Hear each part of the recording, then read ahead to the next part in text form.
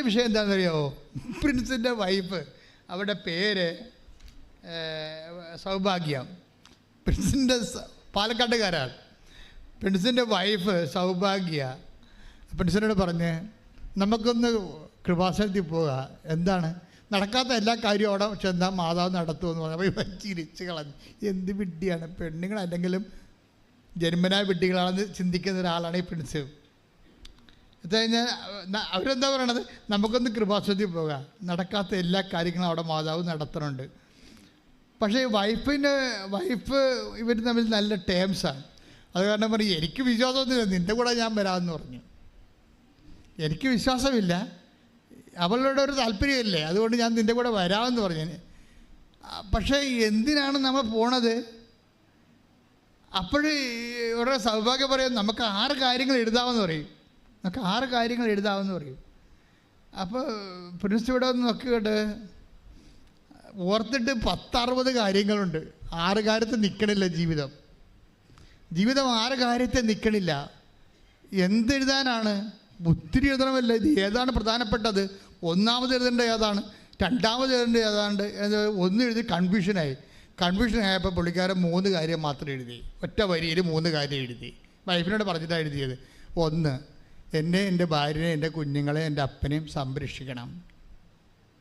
2, അതിൻ്റെ കൂടെ തന്നെ ഞങ്ങൾക്ക് മാരക രോഗം വരരുത്. തീർന്നു. ബാക്കിയുള്ളത് വേലയെടുത്ത് ജീവിക്കാം ദൈവം തന്ന ആരോഗ്യം കൊണ്ട്. അതാണ് മനസ്സിൽ വിചാരിക്കണത്. അതല്ലാണ്ട് ആ സാക്ഷ്യത്തിൻ്റെ പോക്ക് അങ്ങനെയാണല്ല. ബാക്കിയുള്ളത് എനിക്ക് നല്ല മനുഷ്യൻ നല്ല ആരോഗ്യമുണ്ട്, ബാക്കിയുള്ളത് വേലയെടുത്ത് ജീവിക്കാം. ഞങ്ങൾക്ക് എന്താ വേണ്ടത്? എൻ്റെ അപ്പനും എൻ്റെ അമ്മയ്ക്കും എൻ്റെ ഭാര്യയ്ക്കും എൻ്റെ കുഞ്ഞിനും സംരക്ഷണം വേണം. 2ാമത് എന്താണ്? ഞങ്ങൾക്ക് മാരക രോഗങ്ങളൊന്നും വരരുത്. പക്ഷെ അത് നല്ല എനിക്കൂടെ അത് എല്ലാവരും എഴുതണമെന്ന് എനിക്ക് തോന്നണം കേട്ടോ. ഇന്നത്തെ കാലത്ത് ഏറ്റവും വലിയൊരു ഇൻഷുറൻസാണ് അത് മാതാവിനോടൊക്കെ എടുക്കുന്നത്. എല്ലാവരും അത് എഴുതണമെന്ന് എനിക്ക് തോന്നണേ. സംരക്ഷണം. പിന്നെ ഇത്ര എഴുതി ഉള്ള വിശ്വാസം വെച്ച് ഉടമ്പടി ചെയ്ത് വീട്ടിൽ ചെന്ന് ഇവർ പ്രത്യക്ഷയുടെ പ്രാർത്ഥന. സൗഭാഗ്യം എന്ന് പറയണത് നമ്മൾ പറയും ഒരു പ്രത്യക്ഷ കാരണം. ഇപ്പം ഇന്നലെ ഒരു പൂർണിമ അങ്ങനെ ഇതൊരു പെങ്കൊച്ച് സാക്ഷ്യം ഹരിപ്പാടെന്നും 5 മണിയെന്നും പറഞ്ഞ ഒരു സമയമുണ്ടെങ്കിൽ ഞാൻ പ്രത്യക്ഷീകരണ പ്രാർത്ഥന ചെല്ലിയിരിക്കുമെന്ന് പറയും. അത്രയും കട്ടണ്ടായിട്ടാണ് അവർ പ്രത്യക്ഷ പ്രാർത്ഥനയാണല്ലോ ഇതിൻ്റെ ആത്മാവെന്ന് പറയണത്. ഉടമ്പടി ആക്ടിവേറ്റ് ചെയ്യണത് ആദ്യത്തെ താക്കോലെന്ന് പറയുന്നത് പ്രത്യക്ഷീകരണ പ്രാർത്ഥനയാണ്. അതാണ് ആദ്യമേ നമ്മൾ വെളുപ്പിനെ പ്രത്യക്ഷീകരണ പ്രാർത്ഥന. കാര്യം മാതാവിൻ്റെ പ്രത്യക്ഷീകരണം നമ്മൾ അംഗീകരിച്ചിട്ട് സഭ അത് അംഗീകരിക്കാൻ വേണ്ടിയുള്ള പ്രാർത്ഥന തുടങ്ങിയപ്പോഴാണ് ആ പ്രാർത്ഥനയായിട്ടാണ് മാതാവ് ഉടമ്പടി തരണത്. അപ്പോൾ ഉടമ്പടി നടക്കുന്ന എല്ലാ കാര്യവും പ്രത്യക്ഷത്തിലേക്കാണ് പോണത്, പ്രത്യക്ഷീകരണത്തിലേക്കാണ് പോണത്. പ്രത്യക്ഷീകരണത്തിൻ്റെ സ്ഥിരീകരണമായിട്ടാണ് ഇത് വരണത്, ഉടമ്പടിയുടെ ഓരോ സാക്ഷ്യവും വരണത്. അപ്പോഴേ നമ്മുടെ സൗഭാഗ്യം ഇത് പറയണത് അവളെ ഒരു പ്രത്യക്ഷീകരണ പ്രാർത്ഥനയല്ല ചെയ്യണത്, അവൾ 53 പ്രത്യക്ഷീകരണ പ്രാർത്ഥനയില്ല. അതെന്താ? ഞങ്ങൾ ഇവിടുന്ന് പറയണത് ഒന്നാണ്, ഇവർ വീട്ടിൽ ചെല്ലുമ്പോൾ 53 ആക്കും എന്ന് പറഞ്ഞ് നിങ്ങളെ വീട്ടിൽ ഇപ്പോൾ 53 ആക്കരുത് കേട്ടോ. അവസാനം പ്രാർത്ഥന നിങ്ങൾക്കൊരു ഭാരമായിട്ട് വരും. മറ്റുള്ളവരെയൊക്കെ അനുകരിച്ച് പ്രാർത്ഥനയുടെ എണ്ണം കൂട്ടിയാൽ അത് ഭാരമായി. സൗഭാഗ്യക്ക് അത് അഭിഷേകമാണ്, മറ്റുള്ളവർക്ക് അതൊരു ഭാരമായിട്ട് വരും. കാര്യം ദൈവത്തിൽ നിന്നൊരു അഭിഷേകം കിട്ടിയാൽ യു ക്യാൻ ഡു ഇറ്റ്. അപ്പോൾ നമുക്ക് ഭാരപ്പെടത്തില്ല. ദൈവം അത് അക്സെപ്റ്റ് ചെയ്തിട്ട് നീ എഴുതിക്കോ, നീ 53 ചെല്ലിക്കോ എന്ന് പറഞ്ഞ് ദൈവം അവനൊരു അഭിഷേകം കൊടുത്താൽ അത് ലൈറ്റ് വെയ്റ്റായിട്ട് പോകും. ലഘൂകരിച്ച് പോയാൽ നമുക്കൊരു ഭാരപ്പെടാതെ നമുക്കത് ചെല്ലാൻ പറ്റും. ഭാരപ്പെട്ടിട്ട് ഒരു ആധ്യാത്മിക കാര്യവും ചെയ്യരുത്. കാര്യം നിങ്ങൾ ചെയ്യേണ്ടത് ഭാരമില്ലാതെ ചെയ്യാൻ വേണ്ടി പ്രാർത്ഥിക്കണം. നിങ്ങൾ ചെയ്യണ ഉടമ്പടിയുടെ ഓരോ കാര്യത്തിനും ഭാരം വെച്ചിട്ടാണ് തന്നിരിക്കുന്നത്. ഭാരമുണ്ട്. ഇപ്പം പത്രം കൊടുക്കാൻ ഭാരമില്ലേ? വെയിലത്ത് നടക്കണം. ചിലപ്പോൾ ആൾക്കാർ തോന്നിയ പറയും, ചില ആൾക്കാർ ആക്ഷേപിക്കും. ഭാരമുണ്ട്. ഇത് ഭാരം വെച്ചാൽ തന്നിരിക്കണതെല്ലാം എന്ന് വെച്ച് കഴിഞ്ഞാൽ വിശ്വാസം ഉള്ളവൻ മാത്രമേ അത് ചെയ്യാവൂ. വായി നോക്കികളൊന്നും ഉടമ്പടി എടുക്കരുതെന്ന് തന്നെ ഉദ്ദേശമാണ്. കാര്യം ഉടമ്പടി എന്ന് പറയുന്നത് ഇറ്റ്സ് എ ബൈലാറ്ററൽ എഗ്രിമെൻറ്റ്. ദൈവവും നമ്മൾ തമ്മിലുള്ള വ്യക്തിപരമായ ബന്ധമാണ്. അപ്പോൾ ദൈവത്തോട് വ്യക്തിപരമായ ബന്ധം ഉണ്ടാകണമെങ്കിൽ കപ്പാസിറ്റി ഉള്ള ആളായിരിക്കണം ആ ഉടമ്പടിയിൽ നിൽക്കേണ്ടത്. അതുകൊണ്ട് ഭാരപ്പെട്ട കാര്യങ്ങളാണ് ഇതിലുള്ളതെല്ലാം, ഭാരമില്ലാത്ത കാര്യങ്ങളില്ല. ദൈവസ്നേഹം കൂടിയാൽ മാത്രമേ ഭാരം കുറയത്തുള്ളൂ. അതാണ് സംഭവം. ഈ ഭാരം കൊണ്ട് നിങ്ങൾക്ക് ഭാരമാണ് എന്ന് പറയുമ്പോൾ അതിൻ്റെ അർത്ഥം ഭാരമായിട്ടല്ല, നിങ്ങൾ ദൈവസ്നേഹം കുറവാണെന്നാണ്. അപ്പോൾ ദൈവസ്നേഹം കുറഞ്ഞാൽ നമ്മൾ എന്ത് ചെയ്യും? നമുക്ക് ദൈവസ്നേഹം കുറഞ്ഞു പോയി നമ്മൾ ഉടമ്പടി ആക്ടിവേറ്റ് ചെയ്യാൻ നമുക്ക് ഭാരമായി എന്ന് കണ്ടാൽ വാട്ട് യു വിൽ ഡു? അത് സിമ്പിളാണ്. അതായത് ദൈവസ്നേഹം നിങ്ങൾക്ക് കുറഞ്ഞു പോയി, നിങ്ങൾക്ക് ഉടമ്പടി വിഷയങ്ങൾ ഭാരമാണെന്ന് വിചാരിച്ചു. അങ്ങനെയാണെങ്കിൽ കരകയറാൻ എന്താ മാർഗം? നിങ്ങൾക്ക് ദൈവസ്നേഹം കൂട്ടാൻ പറ്റും. ദൈവസ്നേഹം എങ്ങനെ കൂട്ടും? നമ്മൾ ദൈവസ്നേഹം കൂട്ടണമെങ്കിൽ ദൈവം പറഞ്ഞ കാര്യങ്ങളൊക്കെ നോക്കി വെക്കണം. എന്നിട്ട് ജീവിതത്തിൽ അത് മാത്രം ചെയ്തുകൊണ്ടിരിക്കണം. നിങ്ങളൊന്ന് ചിന്തിച്ച് നോക്കിക്കേ. ഇപ്പോൾ 1 യോഹന്നാൻ 2:5 എടുത്തേ. ശ്രുതിക്കട്ടെ. Hallelujah hallelujah hallelujah hallelujah hallelujah hallelujah യേശുവേ നന്ദി. ഹല്ലേലൂയ. യോഹന്നാൻ 2:5. 1 യോഹന്നാൻ 2:5.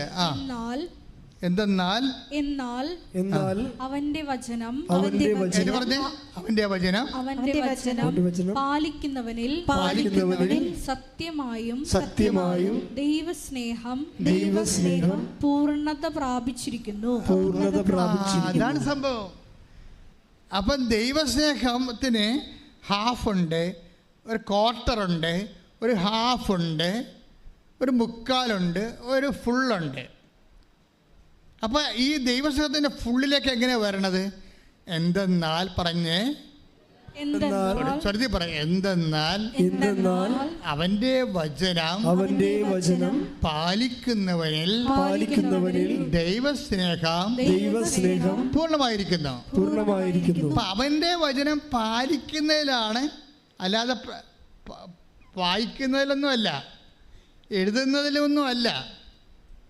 ഇപ്പം ചില ആൾക്കാരൊക്കെ വചനമൊക്കെ 90 പ്രാവശ്യം 900 പ്രാവശ്യമൊക്കെ എഴുതണമെന്ന് എഴുതിക്കോ, അതല്ല പ്രശ്നം. ദൈവസ്നേഹം പൂർണ്ണമാകുന്നത് അത് പാലിക്കുന്നതിലാണ്. 1 യോഹന്നാൻ 2:5 എന്ന് പറഞ്ഞ്, എന്തെന്നാൽ അവന്റെ വചനം പാലിക്കുന്നവനിൽ ദൈവസ്നേഹം പൂർണ്ണമായിരിക്കുന്നു. അവന്റെ വചനം പാലിക്കുക എന്ന് വെച്ചാൽ അതിൻ്റെ അർത്ഥം എന്താണ്? ഉടമ്പടി ജീവിക്കുക എന്നാണ്. അവൻ പറയണ പോലെ ചെയ്യുക. ഇറ്റ്സ് ക്ലിയർ അല്ലേ? അവന് 2:5 അവൻ പറയണത് പോലെ ചെയ്യും. അതുകൊണ്ടാണ് ഈ ഉടമ്പടിക്കുള്ള പ്രത്യേകത. ഒരു മനുഷ്യന് ദൈവസ്നേഹം പൂർണ്ണമാകാൻ ഏറ്റവും നല്ലത് അവൻ ഉടമ്പടി ജീവിക്കണതാണ്. കൈയടിച്ച് ശ്രുതിക്കട്ടെ. Hallelujah hallelujah hallelujah hallelujah hallelujah യേശുവേ ഹല്ലേലൂയ ഹല്ലേലൂയ ഹല്ലേലൂയ ആരാധന. Hallelujah hallelujah. ഉടമ്പടി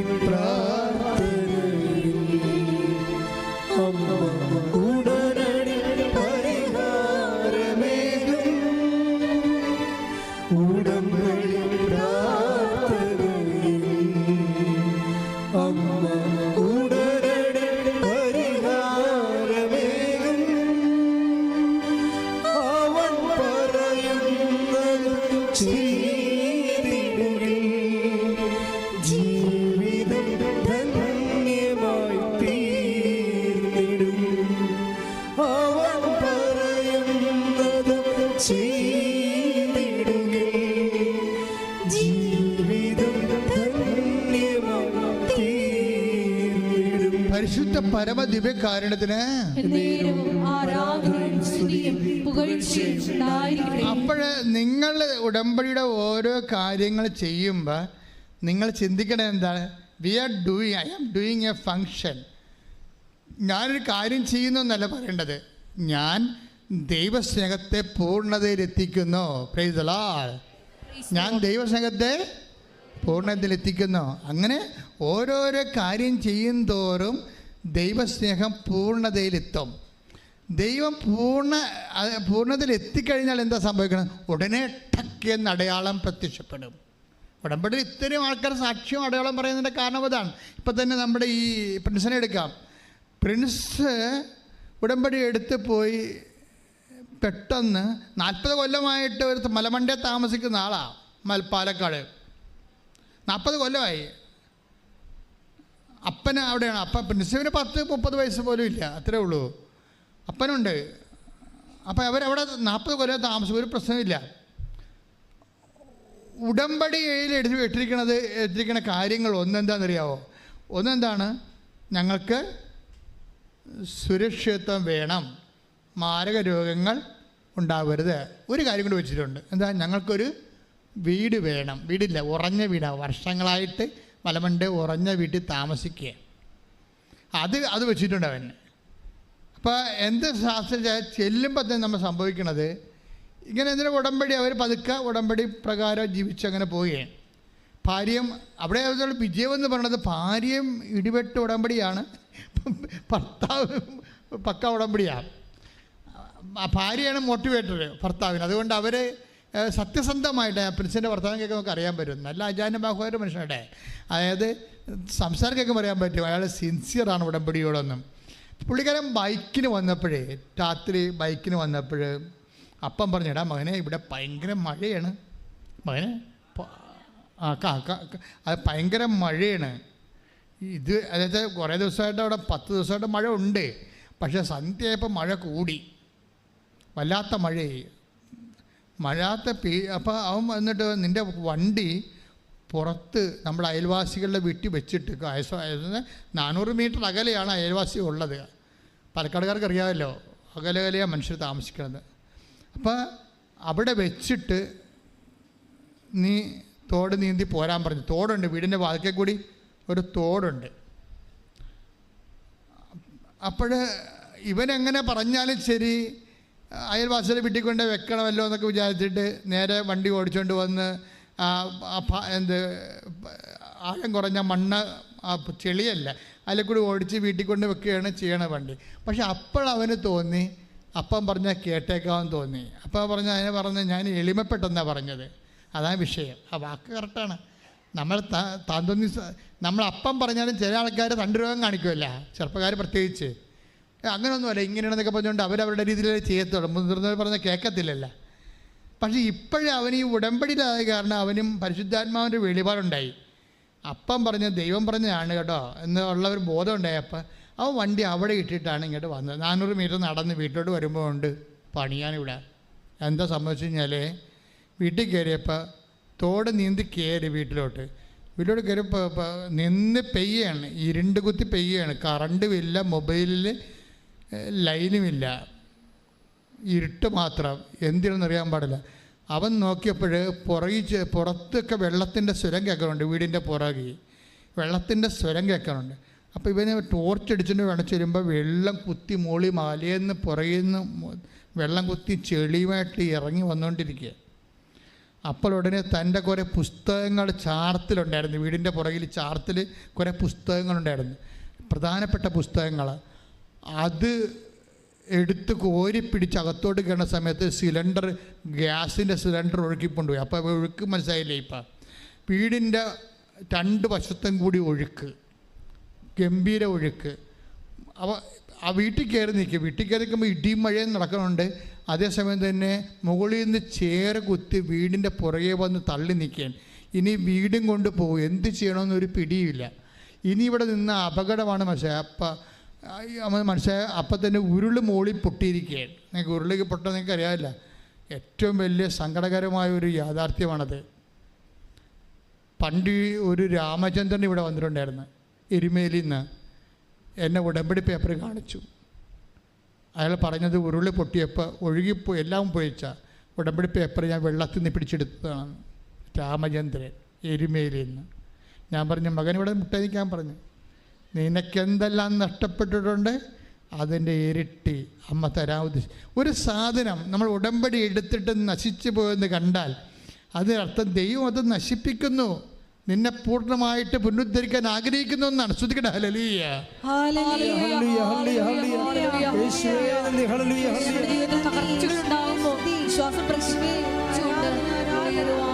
ആരാധനയിലൂടെ ഞങ്ങൾ അഭിഷേകം ചെയ്യണം.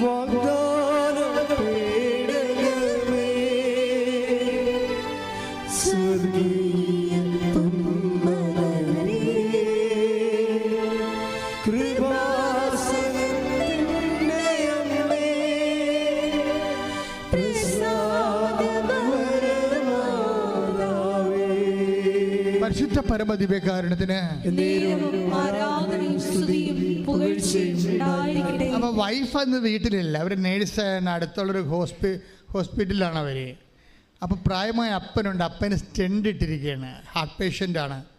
അപ്പോൾ പ്രിൻസിന് മനസ്സിലായി എല്ലാം ഒഴുകിപ്പോയിക്കൊണ്ടിരിക്കുകയാണ്, ഇനി ഏത് സമയത്തും വീടും പോകും.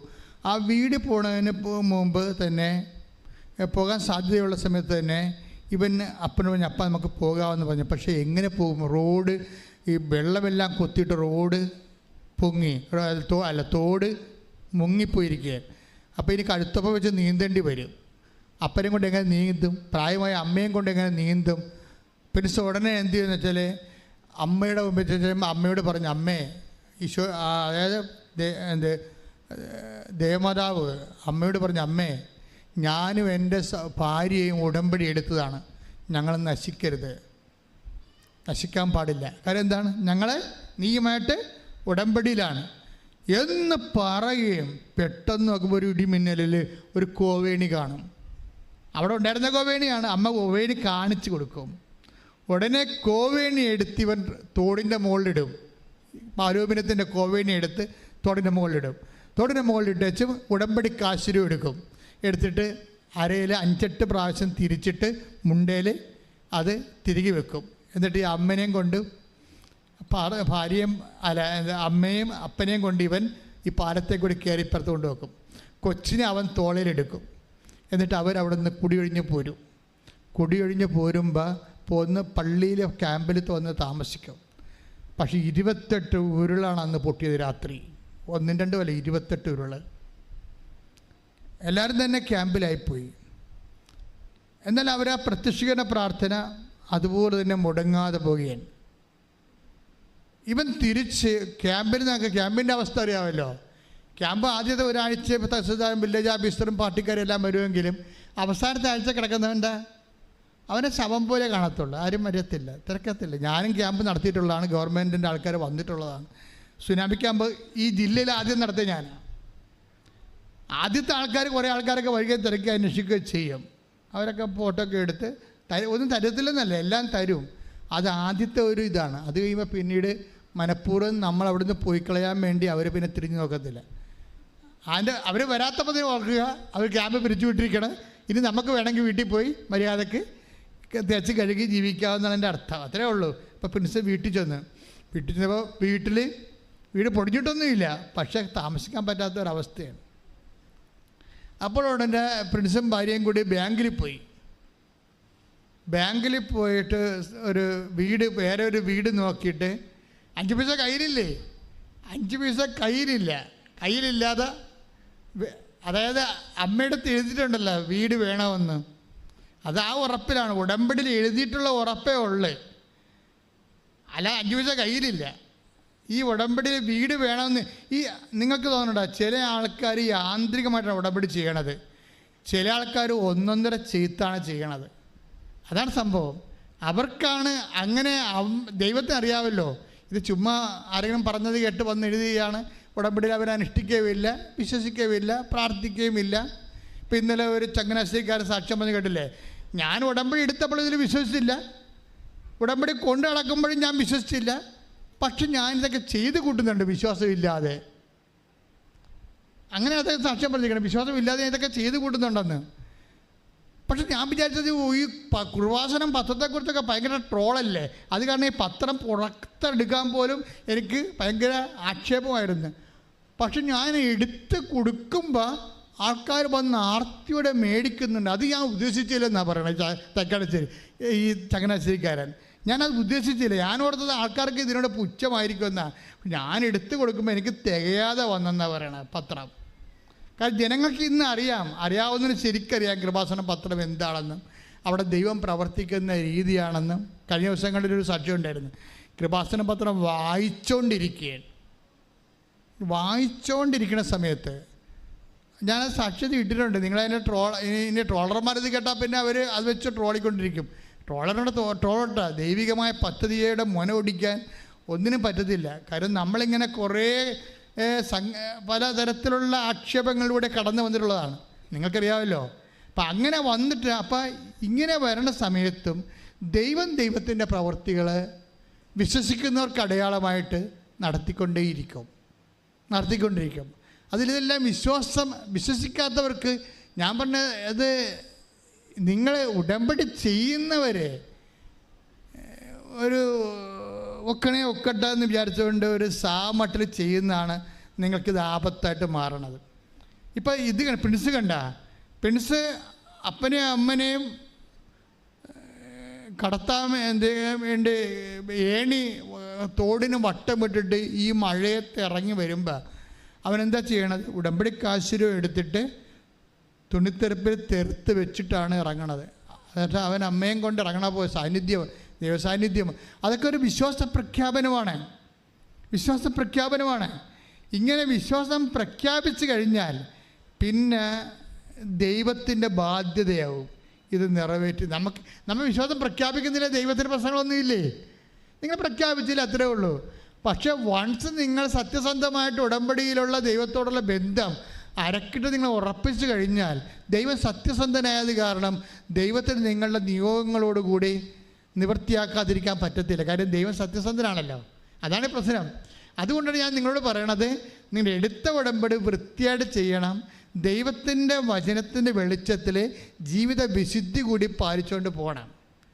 ജീവിത വിശുദ്ധിയും പാലിച്ച് അതുപോലെ തന്നെ ദൈവത്തിൻ്റെ വചനവും കൃത്യമായിട്ട് പാലിച്ച്, ഞാൻ ഈ ഭൂമി ദൈവത്തിൻ്റെ സാക്ഷിയായിട്ട് ജീവിക്കാൻ വേണ്ടിയാണ് ഉടമ്പടി എടുത്തത് എന്ന് നിങ്ങൾ ധരിക്കണം. എൻ്റെ അതിലുള്ള വിഷയം എന്താണെന്ന് അറിയാമോ?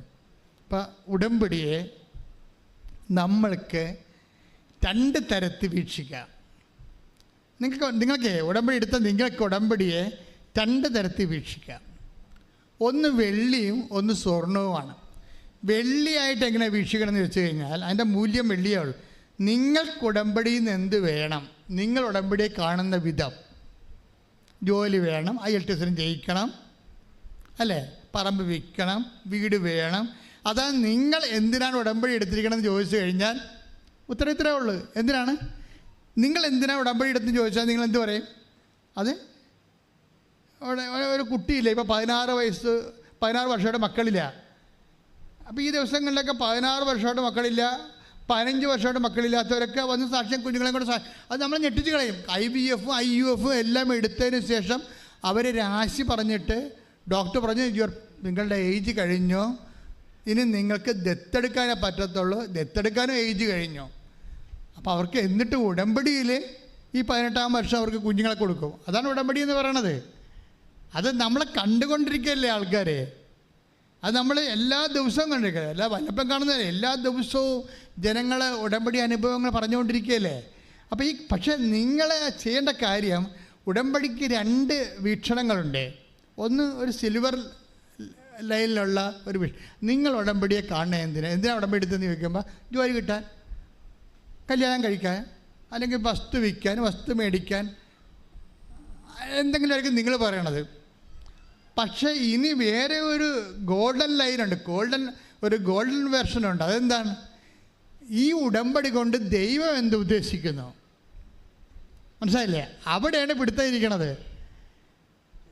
ഈ ഉടമ്പടി കൊണ്ട് നിങ്ങളെന്ത് ഉദ്ദേശിക്കുന്നു എന്നുള്ളത് സിൽവറാണ്. പക്ഷെ അതേസമയത്ത് നമ്മൾ ചിന്തിക്കേണ്ടത്, ധ്യാനിക്കേണ്ടത്, ഈ ഉടമ്പടി കൊണ്ട് ദൈവം എന്ത് ഉദ്ദേശിക്കുന്നു. ദൈവം എന്താണ് ഉദ്ദേശിക്കുന്നത്? നമ്മൾ നേരത്തെ കണ്ടു. എന്താ ഉദ്ദേശിക്കണത്? ദൈവസ്നേഹം നിങ്ങളിൽ പൂർണ്ണമാകണം, അതാണ് ഉദ്ദേശിക്കണത്. വായിച്ചില്ലേ നമ്മൾ? ഇപ്പോൾ 1 യോഹന്നാൻ 2:5 വായിച്ചേ. എന്നാൽ അവന്റെ വചനം പാലിക്കുന്നവനിൽ, അവന്റെ വചനം പാലിക്കുന്നവനിൽ സത്യമായും ദൈവസ്നേഹം പൂർണ്ണത പ്രാപിച്ചിരിക്കുന്നു. അപ്പൊ ദൈവം ഈ ഗോൾഡൻ ലൈൻ എന്ന് പറഞ്ഞ ഇതാണ്. എന്താണ്? ഒരു ഉടമ്പടി എടുക്കുമ്പോൾ ആ ഉടമ്പടി കൊണ്ട് ദൈവം ഉദ്ദേശിക്കുന്നത് എന്താണ്? നിങ്ങളിൽ പറഞ്ഞേ, എന്നിൽ ദൈവസ്നേഹം പൂർണ്ണത പ്രാപിക്കണം. ഇതാണ് കവനന്റിന്റെ ഗോൾഡൻ ലൈൻ എന്ന് പറയണത്. എന്താണ്? ഈ ഉടമ്പടി എടുക്കുന്ന വ്യക്തി എന്ത് ചെയ്യണം എന്നാ പറയണത്? ദൈവസ്നേഹം. പറഞ്ഞ ദൈവസ്നേഹം പൂർണ്ണത പ്രാപിക്കണം. അപ്പോഴേ എല്ലാവർക്കും ദൈവസ്നേഹം ഉണ്ട്. പക്ഷെ ഉടമ്പടിക്കാരിൽ നിന്ന് സാധാ ആയിട്ടുള്ള ദൈവസ്നേഹമല്ല ഉദ്ദേശിക്കണത്. എന്താ? മേത്തരം ദൈവസ്നേഹമാണ് ഉദ്ദേശിക്കുന്നത്. എന്താണ്? പൂർണ്ണത പ്രാപിച്ച ദൈവസ്നേഹമാണ്. ഉടമ്പടി ഒരു ജീവിത രീതിയാണെന്ന് പറയുന്നത് അവിടെയാണ്. ഇങ്ങനെയാണെങ്കിൽ എന്ത് ചെയ്യണം? ഇപ്പം ദൈവസ്നേഹം പൂർണ്ണത പ്രാപിക്കുന്നതാണ് ദൈവത്തിൻ്റെ ഉദ്ദേശമെങ്കിൽ ഒന്ന് പറഞ്ഞേ, ദൈവസ്നേഹം ഞങ്ങളിൽ പൂർണ്ണത പ്രാപിക്കുന്നതാണ് ദൈവത്തിന്റെ ഉദ്ദേശമെങ്കിൽ ആ ദൈവസ്നേഹം ഞങ്ങളിൽ പൂർണ്ണത പ്രാപിക്കാൻ ഞങ്ങൾ എന്ത് ചെയ്യണം? അതിന് ചോദ്യമാണത്. അപ്പം നിങ്ങൾ എന്താ ചെയ്യേണ്ടത്? അതിന് കർത്താവ് പറയും, അവൻ്റെ വഴി കൂടി നടക്കണമെന്ന് പറയും. നിങ്ങളുടെ വഴി കൂടി നടന്നാൽ പറ്റത്തില്ല. എല്ലാവരും അവരവരുടെ വഴി കൂടിയല്ല നടക്കണത്. അവൻ്റെ വഴി കൂടി നടക്കാൻ. താഴത്ത് വായിച്ചേ, 1 യോഹന്നാൻ 2:6 വായിച്ചേ. അവനിൽ വസിക്കുന്നെന്ന് പറയുന്നവൻ പറഞ്ഞ്, അവനിൽ വസിക്കുന്നുവെന്ന് പറയുന്നവൻ അവൻ നടന്ന അതേ വഴിയിലൂടെ നടക്കേണ്ടിയിരിക്കുന്നു. ഉടമ്പടി എന്ന് പറയുന്നത് എന്താണ്? ദൈവസ്നേഹം പൂർണ്ണമാക്കാൻ വേണ്ടിയുള്ള ദൈവിക പദ്ധതിയാണ്. ദൈവസ്നേഹം എങ്ങനെ പൂർണ്ണമാകും? അത് അവൻ നടന്ന അതേ വഴിയിലൂടെ നടക്കണം. അവൻ നടന്ന വഴിയിലൂടെയാണ് പ്രിൻസ് നടക്കണം. ഇപ്പം ഉള്ള വീടും പോയില്ലേ, വഴിയാധാരമായില്ലേ? അവൻ നടന്ന വഴി, അവന് വീടില്ലല്ല കിടക്കണം കണ്ടില്ലേ? അവൻ നടന്ന വഴിയിലൂടെ ഉടമ്പടിക്കാരൻ നടക്കണം കണ്ടില്ലേ? അവൻ നടന്ന അതേ വഴി. നിങ്ങൾ ഓർക്കണം, ഉടമ്പടി എടുക്കുമ്പോൾ ചിലർക്ക് അവൻ നടന്ന അതേ വഴിയിലൂടെ അവനെ പെട്ടെന്ന് നടത്തും നിങ്ങളെ. ഇതുകൊണ്ട് തീർന്നില്ല. പെൻസും ഭാര്യയും കൂടി ബാങ്കിൽ ചെല്ലുമ്പോൾ പറയും, നിങ്ങൾക്ക് പുതിയ വീട് കണ്ടുപിടിച്ചവർ, പക്ഷേ കൈ കാശില്ല, ബാങ്കിൽ ലോൺ എടുക്കാമെന്ന് പറഞ്ഞ് ചെല്ലുമ്പോൾ ബാങ്കുകാരൻ പറയും, നിങ്ങളുടെ പ്രദേശത്തല്ലേ 28 ഉരുള് പൊട്ടിയത്, അവിടെ എന്തുറപ്പിന് ഞങ്ങൾ ലോൺ തന്നാൽ നിങ്ങളെങ്ങനെ റീഫണ്ട് ചെയ്യും, ആ സ്ഥലത്ത് ലോൺ തരികയെന്ന് പറയും. പിന്നെ എന്ത് ചെയ്യും? തീർന്നില്ലേ? അവൻ നടന്ന അതേ വഴി. അവൻ വഴിയാധാരം കണ്ടില്ലേ? വീടുമില്ല, കുടിയുമില്ല, ഭാര്യയും കുഞ്ഞുങ്ങളെയും കൊണ്ട് ഇറങ്ങുക. അവൻ കർത്താവ് നടന്ന അതേ വഴിയിലൂടെ നടക്കണം. വൈഫ് എന്ത് ചെയ്യും? സൗഭാഗ്യ ഇടിപെട്ടാണ്. ഇങ്ങനെയൊന്നും കൊണ്ട് അവൾ കുലുങ്ങത്തില്ല. അവളാണ് ഇപ്പോഴാണ്, നേരത്തെ ഞാൻ പറഞ്ഞു പോയെന്നേ ഉള്ളൂ, ഇപ്പോഴാണ് ബാങ്കുകാരൻ ലോൺ നിഷേധിച്ചപ്പോഴാണ് അവൾ ഒരു തീരുമാനം എടുത്തത്. എന്താണ്? പ്രത്യക്ഷയുടെ പ്രാർത്ഥന 53 പ്രാവശ്യം ചെല്ലാവുന്നു. വിടത്തില്ല, വിടാതെ ഇരുന്ന് 53 പ്രാവശ്യം ചെല്ലുമ്പോൾ വേറൊരു വീടിനെ, അവർ കണ്ടുവച്ച വീടിനെ, ആ വീട് തന്നെ വെച്ചോണ്ട് ഈടാക്കിക്കൊണ്ട് ബാങ്കുകാരൻ ലോൺ അനുവദിക്കും. ശ്രുതികട്ടെ, ഹല്ലേലൂയ.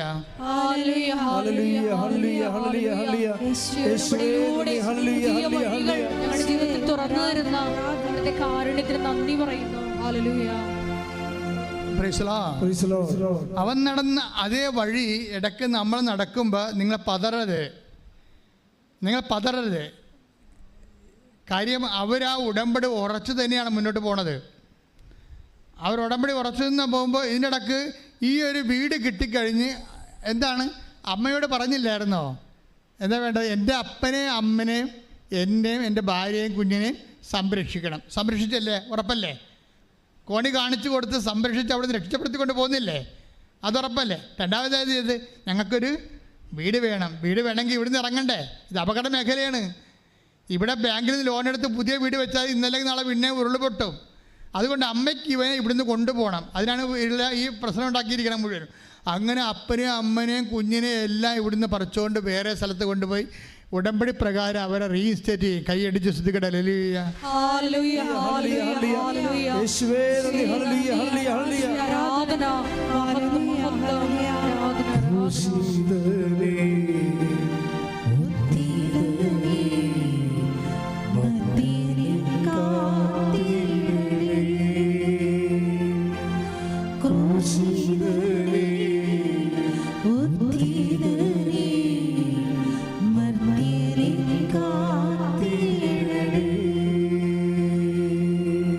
പരിശുദ്ധ പരമ ദിവ്യകാരുണ്യത്തിന് ആരാധനയും സ്തുതിയും പുകഴ്ചയും ഉണ്ടായിരിക്കട്ടെ.